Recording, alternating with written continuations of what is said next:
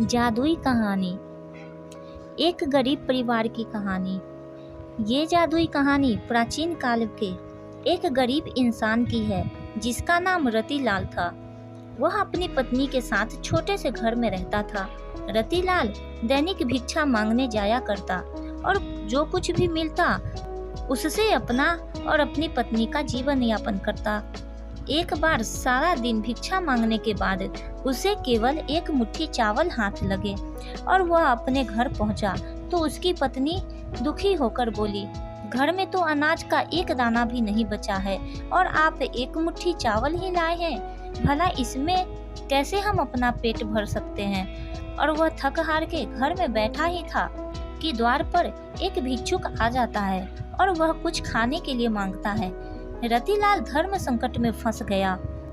अब वह एक मुट्ठी चावल अपनी पत्नी को दे या सामने खड़े भिक्षुक को, लेकिन वह द्वार पर आए किसी व्यक्ति को बिना कुछ दिए जाने नहीं दे सकता था। इसलिए उसने वह चावल भिक्षुक को टोकरी में डाल दिया।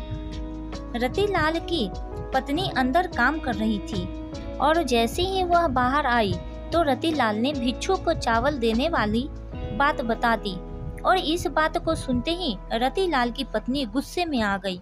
तभी रतिलाल ने बताया, चावल के बदले भिक्षुक उसे एक पतीला दे गया है और उन्होंने कहा है कि अब से खाना इसी में बनाना। रतिलाल की पत्नी गुस्से से कहती है, क्या इसमें पानी उबाल कर दूं?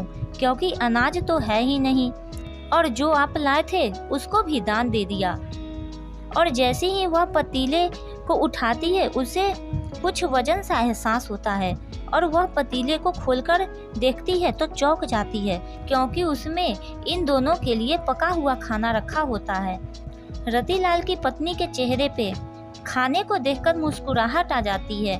दरअसल उसने कई दिनों से ठीक से खाना नहीं खाया था, लेकिन रतिलाल यह नहीं समझ पा रहा था कि वह भिक्षुक तो उसे खाली पतीला दे गया था, तो इसमें खाना कहाँ से आया। और वह आश्चर्य से यह बात अपनी पत्नी को कहता है, लेकिन वह कई दिनों से भूखी है, इसलिए उसकी बात नजरअंदाज करके खाना को घूरती रहती है और अपने पति से कहती है, बड़े दिनों बाद इतना स्वादिष्ट भोजन देखने को मिला, चलिए खाते हैं।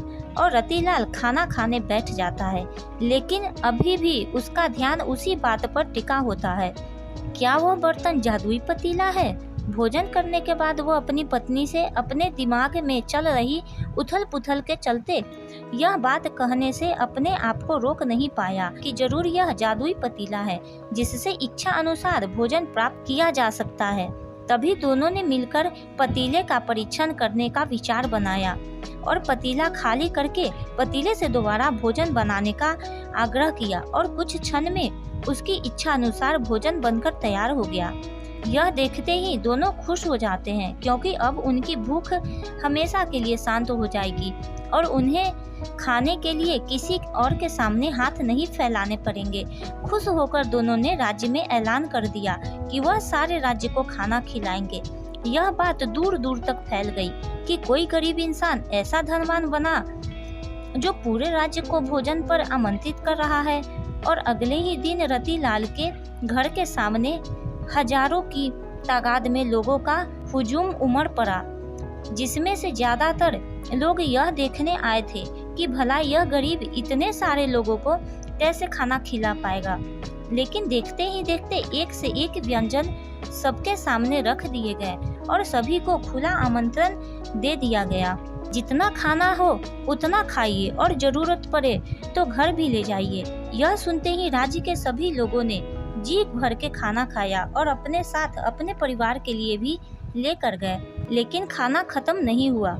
यह देखकर कुछ लोगों के मन में शंका उत्पन्न होने लगी और उन्होंने राजा से जाकर शिकायत कर दी कि महाराज, जरूर उसने कहीं से चोरी की है, वरना इसके पास इतना धन कहाँ से आएगा कि वह पूरे राज्य को भोजन करवा सके। और राजा भी सच जानना चाहता था। राजा ने रतिलाल को अपने दरबार में बुलवाया। रतिलाल ने जादुई पतीले की बात राजा से कह दी। राजा के मन में पतीले की बात सुनते ही लालच आ गया और उसने रतिलाल से वह पतीला प्राप्त कर लिया, लेकिन राजा के हाथ में पतीला आते ही बेअसर हो गया। राजा को लगा कि जादुई पतीले की बात झूठ है और उसने रतिलाल को गिरफ्तार कर लिया और उस पर चोरी का आरोप लगा दिया गया। रतिलाल सबके सामने चिल्लाता रहा, मैंने चोरी नहीं की, लेकिन उसकी बात पर किसी को यकीन नहीं हो रहा था।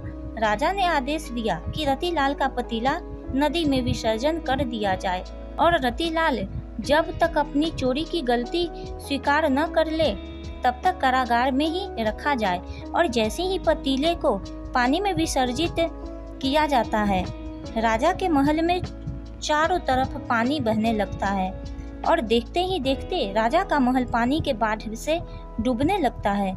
राजा अचानक अपने महल की ऐसी स्थिति से घबरा जाता है।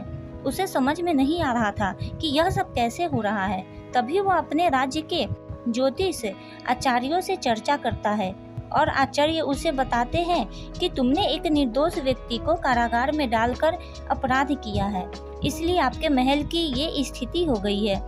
और यदि आपने उसे कारागार से वापस नहीं निकाला तो इस राज्य का सर्वनाश हो जाएगा। उसे आभास हो जाता है कि उससे अधार्मिक कार्य हुआ है और वह भागते हुए रतिलाल के पास पहुंच जाता है और हाथ जोड़कर कहता है, मुझे क्षमा कर दीजिए, मुझसे बहुत बड़ी भूल हो गई है, मेरे महल को बचा लीजिए। नादानी में मैंने आपका जादुई पतीला नदी में विसर्जित कर दिया है, लेकिन मैं वचन देता हूँ कि जीवन में कभी भी आपको किसी भी चीज की कमी नहीं होने दूंगा। और जैसे ही राजा ने रतिलाल को कारागार से बाहर निकाला, महल में जल का स्तर कम होने लगा। राजा ने रतिलाल को बहुत सी दौलत भेंट की और उसे अपने शाही रथ से उसके घर भिजवाया और एक जादुई कहानी का अंत हो गया। अगर आपको ये कहानी अच्छी लगे तो मेरे चैनल को सब्सक्राइब कीजिए।